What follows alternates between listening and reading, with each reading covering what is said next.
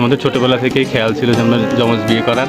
তো ছোটবেলায় দুই যমজ ভাই মজা করে বলতেন তারা বিয়ে করবেন যমজ দুই বোনকে। পরিবারের সদস্যরা তখন সেটিকে নিছক কল্পনা হিসেবেই দেখতেন, কিন্তু অবিশ্বাস্য হলেও সত্যি সেই স্বপ্নই একদিন বাস্তবে পরিণত হয়েছে।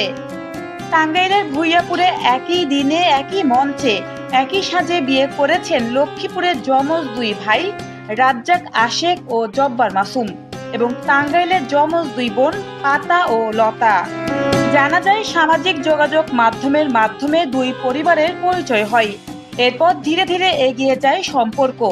একসময় দুই পরিবারের সম্মতিতে বিয়ের সিদ্ধান্ত নেওয়া হয়, আর তখনই বাস্তব রূপ পেতে শুরু করে দুই ভাইয়ের বহুদিনের সেই স্বপ্ন। বিয়ের দিন ছিল চোখ ধাঁধানো। দুই ভাই পরেছিলেন একই ধরনের শেরওয়ানি, আর দুই বোন সেজেছিলেন একই রঙের শাড়িতে। তাদের দেখে অনেকেই প্রথম মুহূর্তে বিভ্রান্ত হয়ে যান। কে কোন ভাই আর কে কোন বোন তা বুঝে ওঠাই যেন ছিল কঠিন। এই ব্যতিক্রমী আয়োজনের খবর ছড়িয়ে পড়তেই দূর দূরান্ত থেকে মানুষ ভিড় জমান বিয়ের অনুষ্ঠান দেখতে।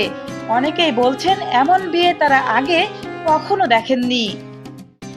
নবদম্পতিরা জানিয়েছেন জন্ম থেকে যেহেতু তারা একসঙ্গে বেড়ে উঠেছেন, তাই জীবনের নতুন অধ্যায়টা একসঙ্গে শুরু করতে পেরে তারা ভীষণ আনন্দিত।